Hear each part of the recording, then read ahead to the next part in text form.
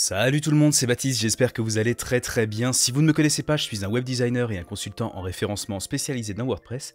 Et aujourd'hui, je vais vous montrer comment créer un produit variable sur WooCommerce. On va créer ensemble un petit sac à main en cuir qui sera disponible en différentes couleurs. Et donc le client pourra choisir la couleur qui l'intéresse sur la page du produit. Si ça vous intéresse, restez, c'est parti. Avant de commencer, si vous avez un site WordPress et si vous cherchez à l'améliorer, sachez que j'ai écrit un petit ebook qui s'appelle 77 ressources WordPress incontournables et qui liste tout plein de plugins, de sites et d'autres outils que j'utilise pour faire les sites de mes clients au quotidien. Si ça vous intéresse, c'est dans la description que ça se passe. Ok, parfait, donc on se retrouve dans WooCommerce et je vais commencer par zoomer un petit peu histoire que vous voyez un petit peu mieux. Donc dans WooCommerce, on va commencer par ajouter un nouveau produit et on va appeler ça sac à main en cuir, sac à main en cuir, 3 couleurs. Ok. L'important pour créer un produit variable, c'est de comprendre qu'il y a différents types de produits dans WooCommerce.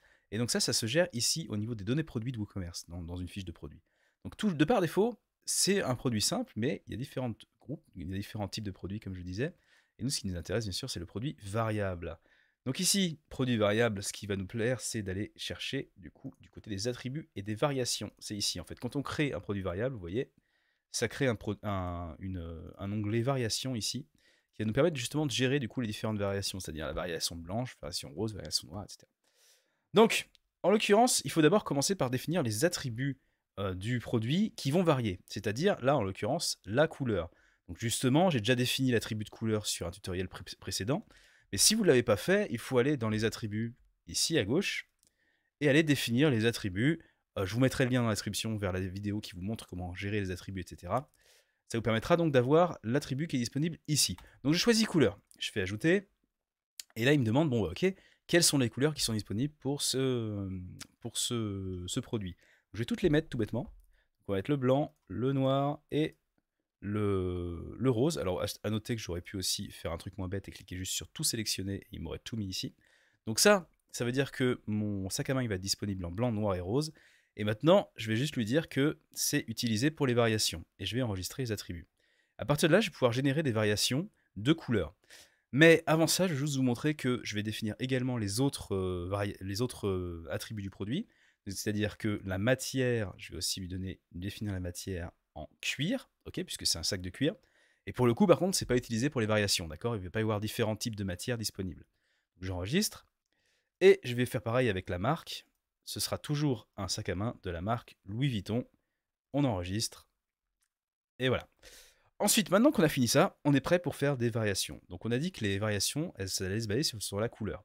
Donc je vais simplement ici cliquer sur créer les variations pour tous les attributs. Puis cliquer sur aller. Là il me dit blablabla. Hop, je lui dis OK. Il me dit c'est bon, j'ai fait 3 variations. Justement il y avait 3 couleurs, donc 3 variations c'est normal. Et donc j'ai la variation 610, 611, 612, blanc, noir, rose. Donc maintenant on va faire simplement des prix différents. Donc on va dire que le blanc il est à 20 euros, le noir il est à 30 euros et le rose il est à 40 euros. En passant, si vous voyez des Louis Vuitton à ce prix-là, c'est des faux. Donc c'est bon. Maintenant qu'on a ça, c'est fait. Et maintenant, normalement, on a un produit qui est fonctionnel là. Mais moi, ce que j'aime bien faire, c'est définir les images pour les variations de façon à ce que les gens ils puissent se rendre compte un petit peu. Alors dans WooCommerce par défaut, c'est un petit peu piège, disons, les images de produits, les images de variation. Ce qu'il faut faire, c'est d'abord définir les images du produit ici. Donc on va d'abord définir l'image principale du produit. Là, en l'occurrence, on va par exemple prendre le sac à main, la version noire, disons. Et ensuite, il faut définir la galerie. Et en fait, il faut que les mêmes images qui sont dans la galerie se retrouvent ensuite ici dans les images de variation. Vous allez voir, c'est pas si compliqué. Donc dans la galerie de produits, je vais ajouter le blanc et le rose. Hop, ajouter. Et maintenant, ici, pour la variation blanc, je vais lui définir comme image cette image-là. Pour le noir, cette image-là. Et pour le rose, cette image-là. Définir, définir, définir. Ok. Alors, à savoir que vous allez pouvoir gérer le stock de chacune de vos variations au cas par cas. Vous allez pouvoir faire des promotions au cas par cas aussi, définir le poids au cas par cas, etc. etc.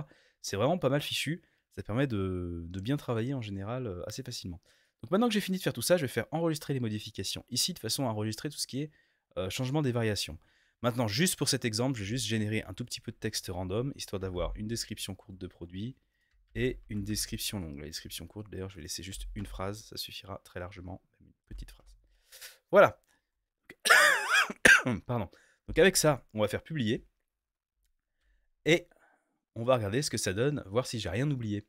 Donc si je fais voir le produit, normalement, ok, j'ai bien un sac à main cuir 3 couleurs, donc ça c'est mon titre. Ça va de 20 $ à 40 $, ok, parce que j'ai pas défini la monnaie. Et donc si je choisis maintenant, par exemple, le noir, ça ne devrait pas bouger d'image. Par contre, si je choisis le blanc, pouf, automatiquement, ça va sélectionner l'image de la variation dans ma galerie de produits. Et pareil, si je regarde le rose, pouf, il me met tout de suite sur le rose.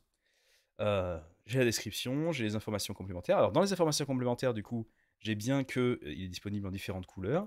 Par contre, qu'il y a une seule matière et une seule marque. Et voilà, vous savez maintenant créer des variations de produits dans WooCommerce. J'espère que cette vidéo aura été utile et qu'elle aura été, comment dire, droit au but. Si elle vous a plu, laissez un petit pouce, n'hésitez pas à vous abonner pour plus de vidéos sur WooCommerce, WordPress, le référencement et tous ces trucs-là. Moi, l'objectif sur cette chaîne, c'est bien sûr de vous aider à avoir un meilleur site WordPress de votre côté, sans forcément faire appel à un professionnel comme moi. Bien sûr, si vous avez besoin de travailler plus en avant sur un point précis de votre site, n'hésitez pas à aller sur les liens en description. Je propose du référencement, du web design, mais je fais aussi du coaching ou de la consultation WordPress, c'est-à-dire que on se retrouve ensemble en visioconférence et je vous aide à régler les problèmes de votre site, quoi, ou à répondre aux questions qui vous embêtent. Souvent, ça va être des trucs du genre, comment est-ce que je peux faire pour régler les expéditions de mon site ou des trucs comme ça. Bref. En tout cas, je vous dis merci beaucoup d'avoir regardé la vidéo jusqu'au bout. À bientôt pour plus de vidéos. Bye bye. Ciao.